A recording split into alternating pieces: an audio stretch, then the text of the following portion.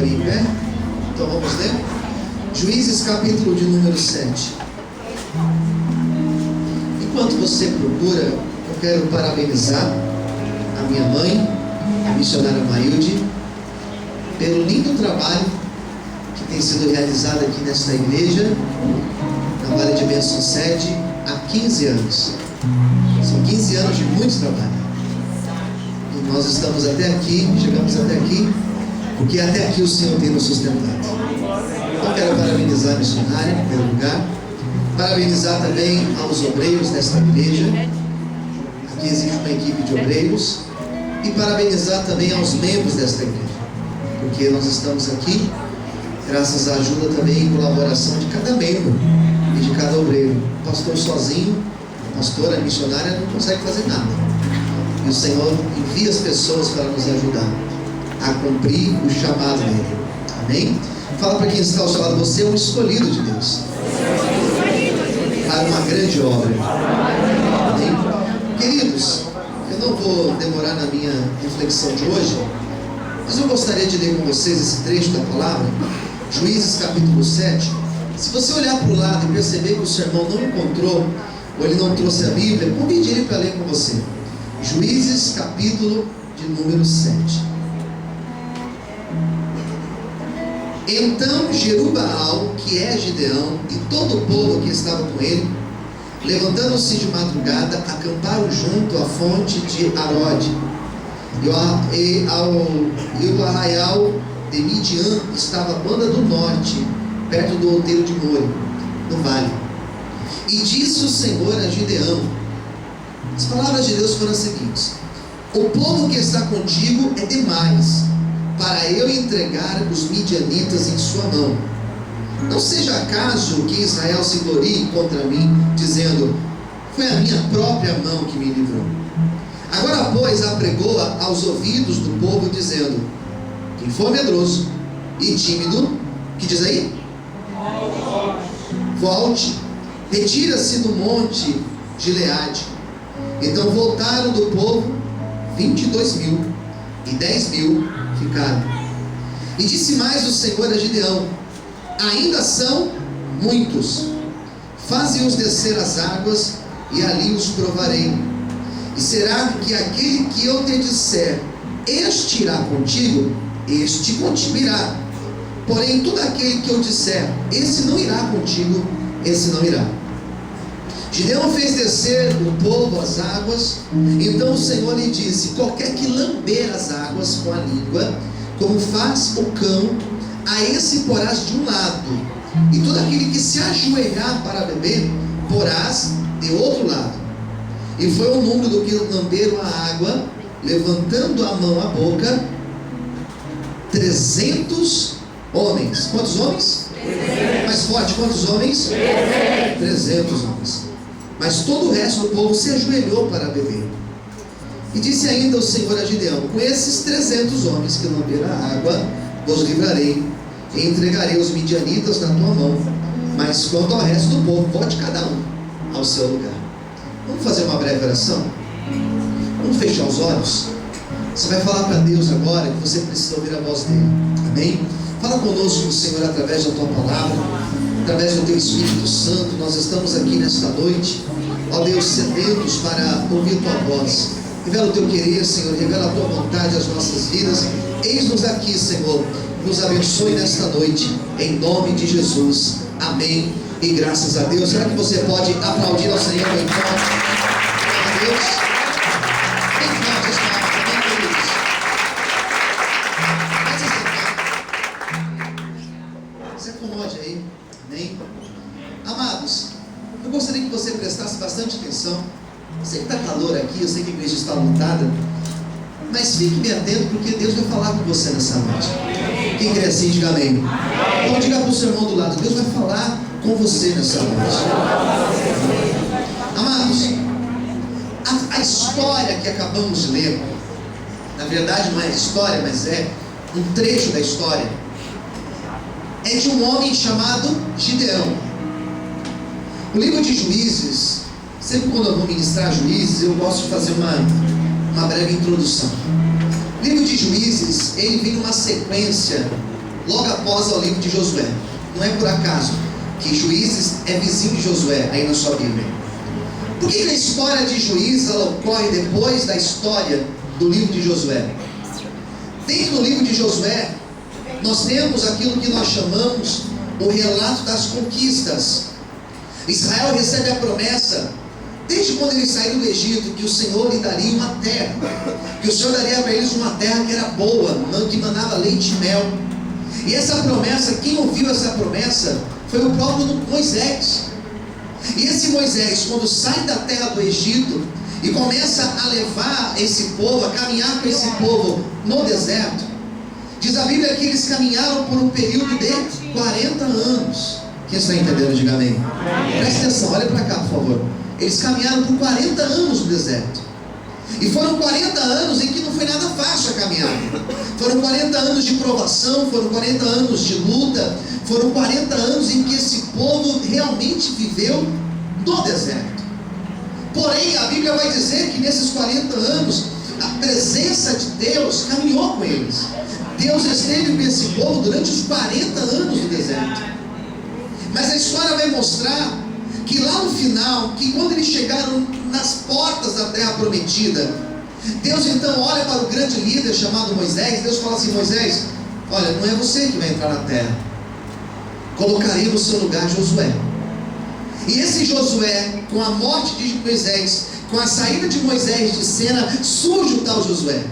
E esse Josué foi aquele que Deus usou para entrar na terra de Canaã.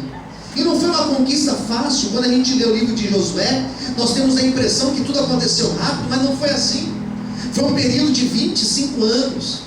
E em 25 anos esse povo teve que lutar. Em 25 anos esse povo teve que entrar em acordos. Em 25 anos eles começaram a entrar na terra, e eles começaram a distribuir, e cada terra foi tomando a sua posse, a sua tribo. Cada povo, cada tribo foi tomando o seu espaço geográfico. E o livro de Josué vai mostrar tudo isso. Era um período em que Josué estava com o povo. Era um período que Josué, ele tinha o tabernáculo, ele dizia: eu e minha casa, nós serviremos ao Senhor, nós servimos a Deus. E todo o povo andava conforme a lei do Senhor. Então era um período, nós chamamos dentro da teologia, é um período chamado teocracia. Era um período onde Deus governava este povo. Porém, diz a Bíblia, no final, ou melhor, no começo de Juízes, que com a morte de Josué, com a morte daqueles anciãos que faziam a transmissão da palavra, a transmissão oral da palavra, aqueles que ensinavam as coisas de Deus, com a morte desses homens, diz a Bíblia que o povo que está ali era um povo que não conhecia Deus. Era um povo que não tinha experiências com Deus. Essa geração que nasce naquela terra era uma geração que não tinha passado pela experiência do deserto. Pergunte para quem está ao seu lado: você já passou pelo deserto alguma vez? Quem já passou pelo deserto? Levanta a mão assim para mim, só para ver. Quem já passou pelo deserto do desemprego, o deserto da vida profissional, o deserto da família? Não sei em qual área você já passou pelo deserto, mas você sabe o que é passar pelo deserto. Deserto é o lugar onde nós criamos experiências com Deus. Diga para quem está ao seu lado: deserto é justamente um lugar onde nós vamos criar experiências com Deus. Mas esses que estavam agora na terra, eles não tinham experiências com Deus. E o pior, eram homens e mulheres que estavam se misturando com os povos da terra, com os cananeus. E aqueles povos que estavam ali, cada um tinha a sua cultura, os seus deuses, as suas crenças, os seus costumes. E eles começam a se misturar. E sabe o que acontece? Eles começam a ser influenciados por aquele povo, por aqueles costumes. A pior coisa que existe é quando a igreja começa a ser influenciada pelas coisas do mundo. Quando o cristão começa a ser influenciado por aquilo que está lá fora. E esse texto vai mostrar que esse povo se perde justamente por isso. Que eles começam a fazer alianças, eles começam a servir outros deuses e eles se esquecem de Deus. Juízes é um livro de 300 anos de duração, e foram 300 anos em que Israel viveu muito mal. Foram 300 anos em que eles não prosperaram nada. Foram 300 anos que eles viveram em círculo. Sabe o que é viver em círculo? Não saía do mesmo lugar. Eles eram abençoados por Deus, daqui a pouco eles se afastavam de Deus. Daí Deus mandava o juízo, mandava a dificuldade, eles choravam, se arrependiam, Deus curava, restaurava as feridas. O que acontecia depois? Novamente eles caíam nos mesmos erros, se afastavam de Deus. Daí Deus mandava o juízo, mandava coisas difíceis para eles, os problemas, eles se arrependiam, choravam, se convertiam, e daqui a pouco eles... Era um círculo vicioso. Um círculo vicioso. E nesses 300 anos, Deus foi levantando homens e mulheres para estar na frente desse povo, para serem como juízes desse povo, como governadores desse povo. E eu teria a história de muitos para contar hoje. Poderia falar de 13 juízes aqui hoje, mas eu quero falar apenas de um, chamado Gideão. Você sabe que os juízes eram homens capacitados por Deus, mas eles eram limitados como eu e você. Um deles chamava Jefté. O Jefté, só para você saber, Jefté, ele sofria um preconceito terrível na sua época, porque ele era filho de uma prostituta. Outros homens, por exemplo, também tiveram problemas na sua vida, como o próprio Sansão, que se desviou e se perdeu no meio do caminho. Homens que eram falhos como eu e você. E na história desses juízes, desses 13 juízes, a história de Gideão é uma das que mais fala comigo. No final do ano passado, no final de 2015, para o começo agora de 2016, eu tive uma conversa com os obreiros da Brasilândia. A conversa via WhatsApp. Nós somos modernos, fazemos até conversa pelo WhatsApp. E nós tínhamos um grupo de obreiros. Eu desmanchei aquele grupo de obreiros no WhatsApp. Eu falei, eu vou montar um novo grupo no WhatsApp. E o grupo que nós montamos se chama assim: Poucos Mais... Como chama lá, gente? Poucos Mais Suficientes. Repita comigo: poucos mais suficientes. Eu cheguei num grupo que nós tínhamos, eu falei assim, vou desmanchar esse grupo. Eu vou montar um outro grupo. Quem quiser participar do outro grupo, quem sentiu o chamado de Deus para participar desse outro grupo, fala comigo, manda uma mensagem que eu vou te colocar no outro grupo. E o outro grupo chama isso: Poucos Mais Suficientes. Eu decidi trabalhar com poucos, mas com aqueles que estão realmente dispostos a fazer a obra de Deus.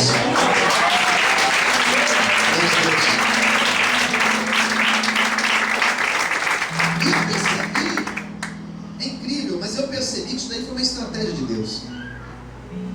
Fala para o teu irmão do lado: Deus vai te dar uma estratégia nova nessa noite. Diga assim, para alguma coisa da tua vida, Ele vai te dar uma estratégia nova. Mas fala com fé, pelo amor de Deus. Fala assim: Ele vai te dar uma estratégia nova para você conseguir resolver. Quem quer assim, diga amém. Aí eu comecei a perceber na Bíblia que Deus, Ele sempre deu preferência. É perigosa essa minha palavra, mas ela é verdadeira. Deus sempre deu preferência para pessoas que não se achavam grandes, pessoas que não se achavam autossuficientes. Deus sempre deu preferência para pessoas que eram desprezadas no seu meio. Deus sempre escolheu homens, e eu poderia falar alguns para vocês. Vamos lá. Deus, por exemplo, chamou um jovem chamado José. E da sua família, José era o mais novo. E o negócio era tão sério com José, que os seus irmãos tentaram matar, tentaram tirar a vida dele. Porque ninguém joga o outro irmão de um buraco, de um poço, de uma cisterna, lá para baixo, só para ver o que vai acontecer. Eles jogaram José na cisterna porque eles queriam matar José. Mas eles foram tão infelizes na ação deles, e Deus foi tão fiel e maravilhoso, que quando eles jogaram José naquela cisterna, naquele poço, naquele compartimento onde a água era armazenada, quando eles jogaram José, não tinha água no fundo, estava seco. E quando José caiu lá embaixo, se arranhou todo, se ralou todo, diz a Bíblia que um dos irmãos de José foi tocado por Deus, Rúben, e falou: não, nós não vamos deixar o nosso irmão aí. Ele era o mais velho. Nós vamos tirar o nosso irmão daí, nós vamos tirar ele daí de dentro, porque nós não vamos ser culpados pelo sangue dele. Sabe o que eu começo a entender, irmãos? Que ainda que o adversário tente matar, arruinar nossos sonhos e projetos, Deus sempre vai colocar alguém ao nosso lado. Deus sempre vai tirar uma porta, nos tirar de baixo, e vai nos dar uma porta de escape. Aleluia.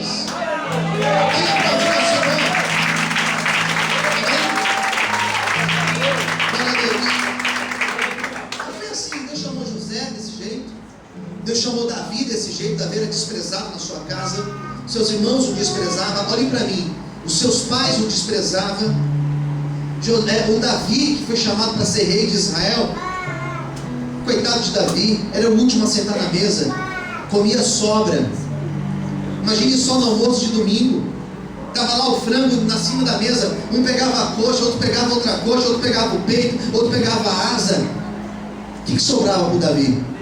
A pena, sobrava a pena para Davi. Não era nem o pescoço da galinha, porque tem gente que gosta de pescoço de galinha, né? Deus sempre foi chamando os menores, os desprezados, aqueles com a autoestima lá embaixo, e chamando esses, Deus fez uma grande obra. E a história de Gideão mostra isso, porque quando Deus chama Gideão, olha aqui para mim, quando Deus chama Gideão, quando Deus começa a falar com Gideão, Israel fazia 7 anos, quantos anos eu disse? 7 anos, depois você lê Juízes capítulo 6, 7 anos, em que tudo que eles plantavam, os midianitas roubavam, tudo que eles plantavam, os inimigos tiravam deles. Foram 7 anos que eles empobreceram, e diz a Bíblia que quando Deus chamou Gideão, o povo estava em desprezo, o povo estava em vergonha, o povo estava em miséria. E Deus chama Gideão e fala assim: olha, você é o meu escolhido para uma grande obra, você é o meu separado para uma grande obra. E quando Deus chama Gideão, as respostas dele foram respostas maravilhosas. Eu, Senhor, como eu não posso, eu sou da tribo de Manassés, apesar de ser um espaço grande geográfico, era uma tribo sem muita expressão. Eu sou a minha casa é a casa mais pobre de Manassés, eu sou da família mais pobre de Manassés. E tem mais, na minha casa, eu sou o menor da minha casa, não tem ninguém menor do que eu em Israel. O Senhor pode chamar outros, mas eu não posso fazer esta obra, porque eu sou pequeno, eu sou limitado, eu tenho os meus limites, eu tenho o meu jeito. Deixa eu aqui, Senhor, deixa eu aqui do jeito que eu estou. E Deus olhou para Gideão, e Deus viu algo em Gideão que nunca ninguém tinha visto, e nem o próprio Gideão tinha visto. Amém, queridos? Nesta noite eu estou pregando para homens e para mulheres que talvez nem você saiba do que Deus tem planejado e projetado para a tua vida, mas eu tenho certeza, o Deus que levantou Gideão, Ele está levantando pessoas aqui nessa noite para fazer uma grande obra. Se você quer, levanta a sua mão, aplauda e exalte o Senhor nessa noite. Aleluia. Você pode aplaudir o Senhor? Aleluia. Aí Deus fala assim: eu sou contigo. Fala para o seu irmão do lado ou para a sua irmã, diga assim: Deus, Ele é contigo. Agora diga para outra pessoa, escolhe outra pessoa e diga: Deus, Ele é contigo. Quem crê nisso, diga amém. Então olha aqui para mim, se você crê. Deus falou com Gideão. Deus, Ele trabalha a estima de Gideão. E agora Gideão começa a acreditar no chamado de Deus na vida dele. Nós precisamos acreditar do chamado de Deus na nossa vida. Dê mais uma notícia para o seu irmão. Diga para ele assim: jamais duvide que o nosso Deus, Ele tem um chamado na tua vida. Do jeito em que você está aqui hoje, Deus tem um chamado na tua vida. Sou eu, Senhor, é você, Gideão. Daí Deus fala assim com ele: eu vou colocar pessoas do teu lado, que vocês vão derrotar os midianitas. Existe uma estimativa aí aproximada que diz que os midianitas naquela época eles eram nômades, né? Eles eram como ciganos, não tinha um lugar que eles ficavam fixo. Eles eram sanguessugas, eles ficavam ali, sugavam, exploravam tudo que eles podiam explorar, depois eles iam embora. Eles estavam estacionados ali 7 anos. 7 anos. Existe uma estimativa que diz que eles eram no número de 200.000 homens. 200.000 homens. É uma grande multidão. 200.000 homens. Tenta imaginar quantos estádios se poderia encher com 200.000 pessoas. Uma multidão. E Deus falou assim: Gideão, eu vou entregar esse exército dos midianitas, esses inimigos, eu vou entregar nas tuas mãos. Como assim, Senhor? Nas minhas mãos? Nas tuas mãos. Eu vou te usar para fazer essa grande obra. Vou colocar pessoas do teu lado. E Gideão começou a recrutar homens em Israel, e a notícia começou a espalhar: nós vamos lutar contra os midianitas, nós vamos lutar contra os midianitas, e nós vamos vencer, porque o Senhor está conosco. Onde estão os homens de guerra? Onde estão os homens dispostos a ir para a guerra? E diz a Bíblia que os homens começaram a se alistar no exército. E foi se alistando 1, 2, 3, 4, 5 mil, 2.000. Diz a Bíblia que Gideão conseguiu juntar 32.000 homens. Espera aí, pastor. Se os inimigos eram 200.000 homens, e ele recrutou 32.000 homens, vale lembrar que naquela época não existia fuzil. Vale lembrar que naquela época não existiam os caças. Naquela época não existiam as armas que matam multidões, que matam vários ao mesmo tempo. Não tinha nada disso. O negócio era no braço, era na espada, ou na peixeira, como a gente costuma falar, né? Era na mão o negócio. Eram 200.000, e aqui tinham 32.000 para enfrentar esses 200.000. Seria uma luta desigual, queridos. Quem concorda comigo, diga amém. Amém. Gideão olhou para aquele número de homens.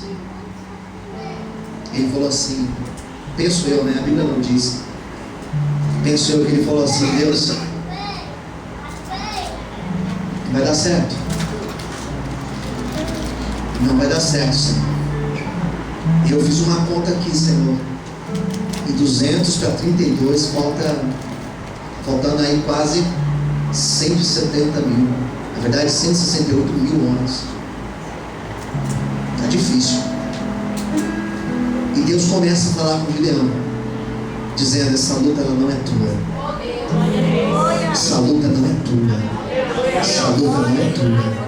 Essa luta não é tua. Levanta sua mão para o céu. Essa luta não é tua, diz o Senhor. Essa luta não é tua, diz o Senhor. Esta luta não é tua, esta luta é de Deus. E é Ele que vai te dar vitória nesta luta. Se você crê, adore e exalte o Senhor essa noite. Aleluia. Essa luta não é tua. Esta obra não é tua. Esse projeto não é teu. Nem este sonho é teu. Este sonho é de Deus para a tua vida. Nem o teu sonho é teu. Nem a tua família é tua. Nem o teu sonho é teu sonho. É o sonho de Deus para a tua vida. Quem está entendendo a palavra? Diga amém. Amém. Daí Deus fala assim: não, Gideão, tem uma notícia para te dar. São muitos ainda. Você vai chamar esses 32.000 homens. Você vai falar que os covardes e que os tímidos, para eles irem embora, que não tem espaço para covardes e tímidos aqui. Aqui não tem espaço para aqueles que duvidam. Posso ouvir amém? Não tem espaço para frouxo. Não tem espaço para covarde, Gideão. Nessa altura aqui, Gideão já estava com sangue nos olhos. Já estava com a faca no dente, falando: Deus, eu quero ver a hora chegar. Porque ele tinha certeza que Deus estava com ele. Gideão então fica de pé e fala assim: covardes, medrosos, tímidos, pode ir embora. Pode ir embora, porque o pau vai pegar agora. São 200 homens lá e nós vamos para cima. E se você for covarde, é melhor você ir embora. Glória a Deus, aleluia. Os homens que estavam lá, aquela pose de valente. 200 começaram a fazer conta. E na hora que eles começaram a fazer conta, eles não acreditaram em Deus. Entre fazer conta e acreditar em Deus, eu prefiro acreditar em Deus. Aleluia! Quem aqui prefere acreditar em Deus? Aleluia! Olha, se eu fosse fazer conta, não estaria aqui hoje contando vitória, queridos, que o Senhor nos deu. Sabe o que aconteceu? Diz a Bíblia que exatamente o número de 22 mil homens foram embora. E Gideão viu que agora só estavam 10 mil ao lado dele. 10 mil para 200 mil. A luta ia ser dura. Mais difícil ainda. E nessa hora Deus fala com ele novamente: Gideão, ainda são muitos. Alguns não estão preparados para essa luta. Na verdade, poucos desses aí estão preparados para viver grandes coisas. E dos 10 mil, Deus falou assim: desça com eles nas águas. E aqueles que se ajoelharem, se curvarem para beber água, separe eles. Mas aqueles que pegarem água com a mão, levantarem até a boca e lamberem água, como faz um cão, esse você chama para o teu lado. E Gideão começa a perceber os homens, e ele vai chamando: vem aqui, vem aqui. E Gideão, no final do dia, ele só estava com 300 homens ao seu lado. 300 homens para enfrentar 200 mil homens. Posso ouvir amém? Amém. E aqui, queridos, aqui começa a minha pregação. Por que Deus permitiu tão poucos ficarem? Porque às vezes Deus permite que apenas poucos permaneçam de pé. Porque às vezes Deus vai estreitando, estreitando. Na verdade, a vida vai estreitando, somente poucos chegam lá. E eu comecei a perceber que Deus tinha um propósito com Gideão e com aqueles 300 homens que estavam ali com ele. Quem entendeu? Diga amém. E por que Deus reduziu, pastor? O que Deus queria mostrar para Gideão? Eu vou dizer 4 coisas aqui que Deus queria mostrar para Gideão. Você vai tomar posse da tua vida, porque você está aqui porque você é um escolhido de Deus. Então o seu irmão do lado diga assim: você é um escolhido de Deus. E você pergunta: pastor, por que Deus não permitiu que os 32 mil fossem? Por que Deus permitiu que apenas 300 ficassem? Porque às vezes Deus permite nós ficarmos em poucos. Porque às vezes Deus permite situações assim na nossa vida. A primeira notícia que eu tenho para te dar: Deus permitiu poucos ficarem com Gideão, porque Deus queria mostrar a glória dele para Gideão. Nesta noite, você pode estar com pouco recurso. Nessa noite você pode estar se sentindo até sozinho, mas é na tua vida que Deus vai mostrar a glória dele, que ele vai mostrar que ele é Senhor de todas as coisas, que ele está até por cima dos teus problemas e das tuas crises. Se você crê, aplaude e exalte ao Senhor essa noite. Aleluia.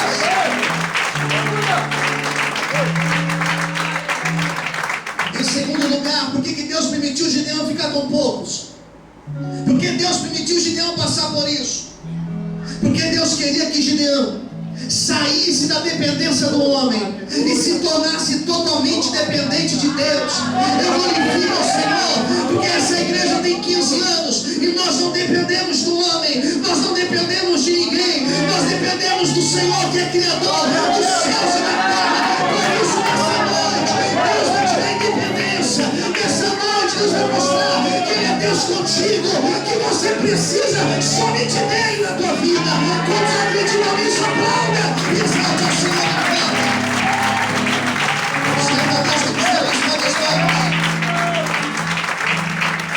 A nossa dependência para quem está ao seu lado, a nossa dependência. Mas fé, diga, a nossa dependência. Ela vem do Senhor. Amém, irmãos? Glória a Deus. Nós dependemos de Deus. A Brasilândia tem menos tempo que aqui. A Brasilândia vai fazer 13 anos. Desde o começo, irmãos. Desde o começo eu aprendi. Depender de ninguém. Dependemos de Deus, irmãos. Glória a Deus. Ah, mas fulano falou que fala o que quiser. Nós somos reféns de Deus. E ponto final. Por que Deus permitiu Gideão ficar com poucos? Porque quando nós estamos em minoria, quando nós estamos numa condição mais difícil, sabe o que acontece? Nós nos tornamos